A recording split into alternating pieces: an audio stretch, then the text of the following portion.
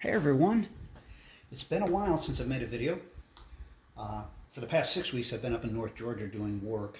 I split time between here in Florida and North Georgia. That's where the company I work for is located, and I've lived up there before. And so I was up there for 6 weeks, and though I did go to Charlotte, to HeroesCon in Charlotte for a long weekend. I met my friend Aaron up there. He's one of my closest friends in the whole wide world. And he and I went to HeroesCon together. We had 3-day pass, but we just went Friday and Saturday, and had a great time. I saw a couple different people from the YouTube world, including Kevin, better known as Doc's Comics. And if you don't subscribe to his channel, I recommend you do. Kevin's a great guy. In fact, Kevin had said that, hey, he had posted a video like, if anybody sees me, and come up, say hi, and show me you're a subscriber, and I'll give you a comic. And I was kind of waiting in line, and actually we didn't need to wait in line on Friday. We could have gone right in, but I saw him leaving, and so I just kind of said, Aaron, I'll be right back. And I ran. I said, Kevin. I said, I'm Eric from, I follow you on your channel, and hey, I'll show you my, he said, hi, I believe you. And I picked up an issue of Man from U.N.C.L.E. From Gold Key that he had, and it was a nice copy, very fine. I actually gave it to my brother, because my brother, he's not a comic collector, but he's kind of putting together the Man from U.N.C.L.E. run, and so I got that issue for him. So that technically was the first comic I picked up at HeroesCon this past year. So I picked up 16 comics, not counting that Man from U.N.C.L.E., and also not counting two extra copies of Justice League of America that I already had, that my friend Aaron accidentally picked up twice on the same day. And he gave them to me. He said, he says, I don't do duplicates, but I know you do. Yes, I have that duplicate copy sickness. Shannon knows that all too well, as do several others out there. But anyway, let's get going. Here, let me show you this. This is Brave and Bold number 114. This is the back of it. It was from the Savannah collection. This is a certificate of authenticity. It's a very nice copy. It's a very fine / near mint. This was on my want list. I'm trying to get all the 100 pagers that DC put out. I know that is a tall task that I may not complete, but I'm still going after it. Love this cover. Jim Aparo, gosh, man, you can't say enough about him. I think he's underappreciated. Anyway, nice, cool cover. And of the 16 comics I picked up, 12 were from one dealer, and that was Worldwide Comics, which they're based out of San Antonio, Texas. This is another one from Worldwide Comics, number 116 of Brave and the Bold with Batman and the Spectre. The reason I liked Worldwide Comics more than any other booth is everything was in order, broken down by the title, and they had a grade on every book. Not that they were slabbed, they just had a grade on every book, and they had multiple copies of certain issues. I think of only one other dealer there that had a grade on every comic, and his books were very high grade and just out of my price range. But Worldwide Comics, they're run by a husband and wife.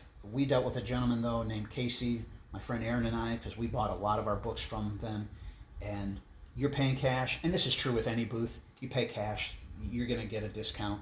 You're not going to pay the cover price or the sticker price of the books. But anyway, this was number 116. One more Brave and Bold, which was on my list, number 124. I think I'm trying to collect all the way up to when it became a 35-cent cover. And this is number 124. This is a very cool Jim Aparo cover. Jim Aparo drawing himself. This is a nice high-grade book. What I did on some of them is, when I purchased it from Worldwide, let's get there. They had that little sticker on the front of their books. Give you the grade, give you the price. And so I cut it out and then would tape it on the back of the board on most of them. Some of them I didn't do that. But anyway, and again, didn't pay the price on any of these books, what they were asking. You paid cash, they gave you a nice discount, a fair discount, I believe. So that's Brave and the Bold, number 124. The first three were on my list. I deviated a little. Detective Comics, number 414, Batman and Batgirl. I have actually wanted this comic for a while. It wasn't on my want list, but I have wanted it because of the cover. It's a Neil Adams cover. I just think this is so cool. And again, this was purchased at Worldwide Comics. And if you can see, it has a date stamp there. What is that? June 29th, 1971. Let's see if I can get it closer there. Yeah. And yeah, that was 75/80. They were asking 45. I just added my stamp, and there in the back, noted it was a Neil Adams cover. So cool. I'm so happy. And now what I'm going to do is I'm going to collect all the 52/48 pages for 25 cents of the Detective Comics. I had one already, picked up two, this one and the next one I'm about to show, and I just recently received another one in the mail. So, Detective Comics number 415, again from Worldwide Comics. Neil Adams cover. Very cool. Love it.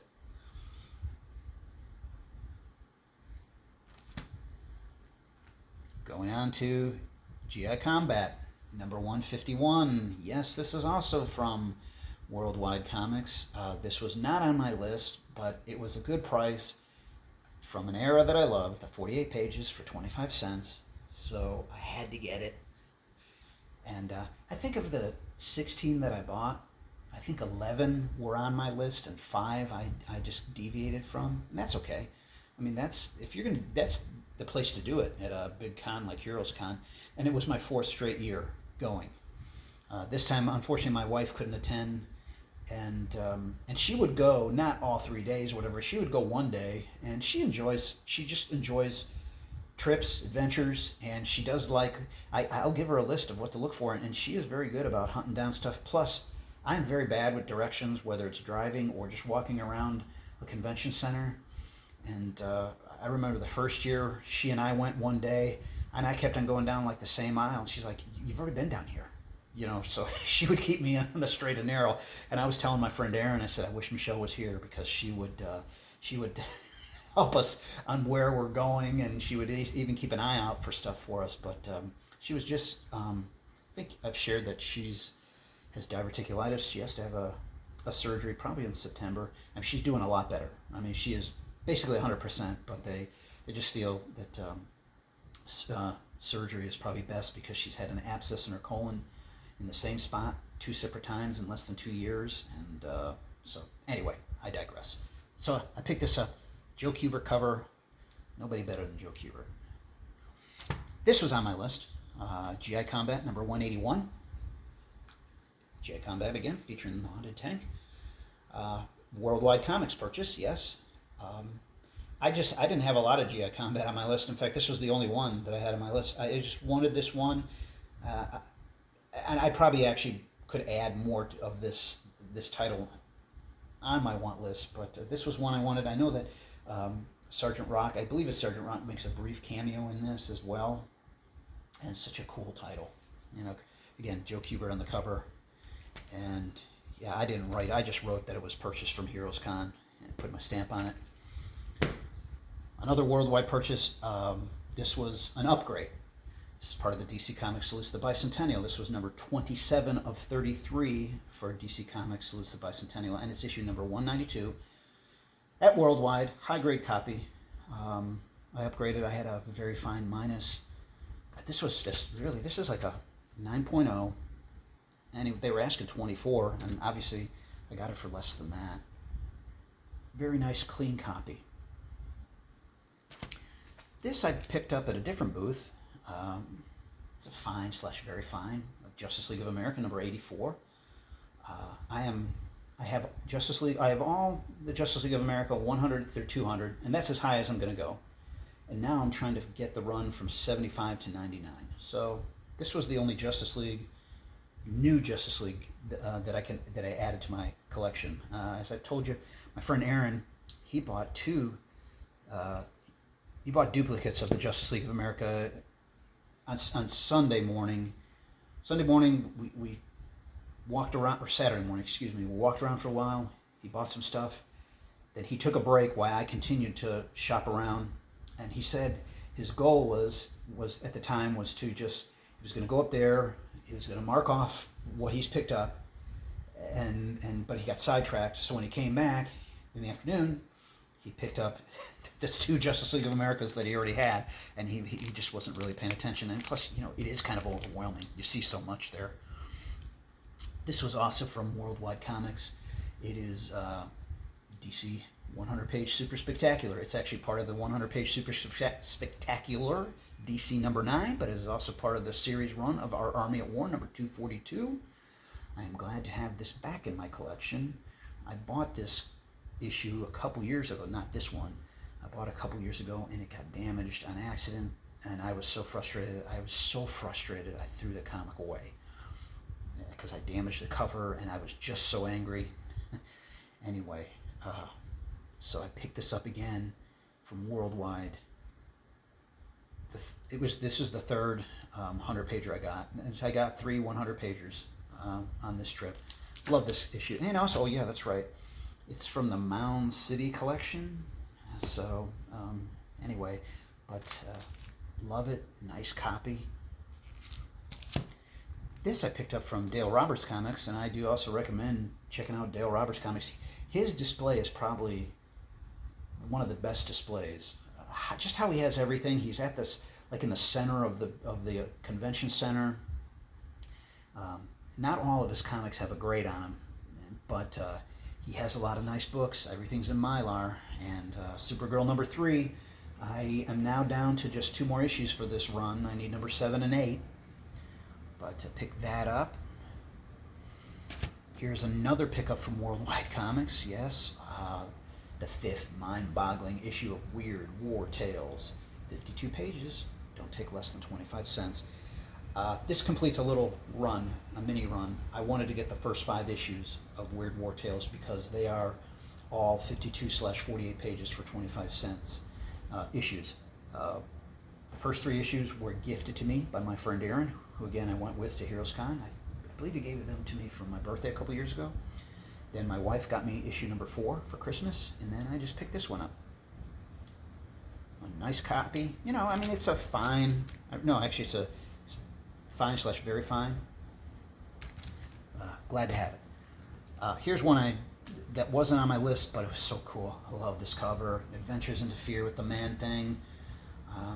I didn't even rebag it. I put a thicker board in it. And it's the first full Man-Thing story where there's no other stories in it.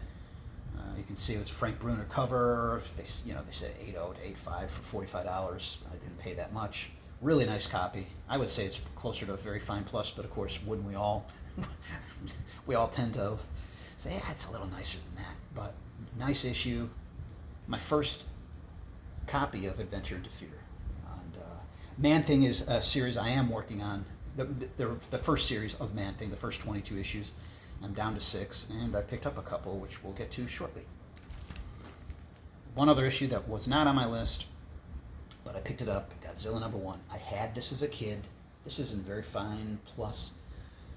And this was not purchased at Worldwide Comics, though I was looking. They had 4 different copies at Worldwide, ranging from like very fine plus to near mint plus. And but the copies they were very nice, but they weren't as centered as I wanted. And as I was looking at them, there was a guy next to me who just kind of glanced over and saw what I was looking at. And he said, "Oh, a buddy of mine just came across a different dealer who has like 10 copies of that for 40% off." And so I'm like, "Where is it?" And he said, "Let me ask him." And the guy said, "I don't remember." I'm like, "What, you don't remember?" I'm thinking to myself. But anyway, I said, "Okay, well, thanks." So I held off purchasing Godzilla number 1 from Worldwide. My friend Aaron was still at the Worldwide booth, so I said, "Aaron, I'm just going to walk around here. I'm just going to make a little, just visit a couple booths, just see." And it just so happens I came across the dealer that had literally 10 copies of Godzilla number 1. Most of them I could tell were like very fine plus, maybe near mint. And I picked up what I thought was the nicest, brightest copy. And yeah, he had a $110 sticker on it, but he was asking 40% off, and it wasn't worth $110 in that condition, that grade. But even 40, but he marked it higher and gave what appears to be a very generous discount, and so I paid $66, and I'm very happy for that. Happy to have it back in my collection. This is the only issue I want to get in this run. I don't want to get the entire series. My last two pickups, comic-wise.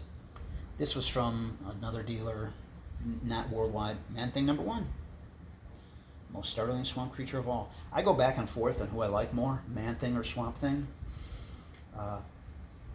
At one time, I'm 59. When I was 40, I sold all my comics because I thought I was done collecting. I had no interest. I was going to do other things. So I sold everything. And I had the entire first series of Man-Thing. I had a lot of decent comics back, good comics, but when 10 years later I got back into collecting and I haven't looked back. And so I just, shortly before HeroesCon, I started picking up a couple more issues of the Man-Thing. I had like 5 or 6. I'm like, I like this series a lot. And it's more affordable than Swamp Thing.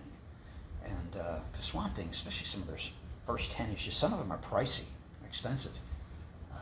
But there's great art in both of them. Great stories and art in both books. But this is a more affordable series, and it's cool. Very cool.